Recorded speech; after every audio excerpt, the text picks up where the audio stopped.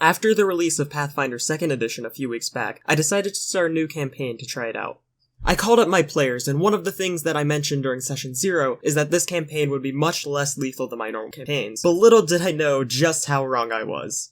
The party was made up of a goblin alchemist, a dwarf wizard, and an elven druid who had a pet squash that followed him around. The party was heading out of town on the road to where the alchemist had been robbed a few days ago. As they arrive, a pack of kobolds attack them from the trees. The party manages to take out 2 of them before the third flees into the woods. The party follows his tracks in the hopes that he will lead them to the kobold lair. The party arrives at a hatch that will lead them into the kobold caves. They open it up and begin to climb down. As they are going down the ladder, one of them steps on a faulty rung, which breaks off and clatters to the bottom of the shaft, alerting the kobolds inside to their presence. The party opens the door to the next room to see 2 kobolds who immediately open fire with their slings. The party charges forth, and during the fight, one of the kobolds runs back into another room, and the druid chases after him, alone. After killing one of the kobolds, the wizard opens one of the side doors to see 2 kobolds working at a forge. One of them pulls a sword out of the fire and instills an orange blade from the heat. Oh, I thought this was, the bathroom. Yep, my bad. I'll just be going now. The druid chases the kobold into another room that has 2 doors and a lever on the wall. The kobold runs through one of the doors and pulls a lever on the other side, which drops a metal portcullis down into the tunnel between them.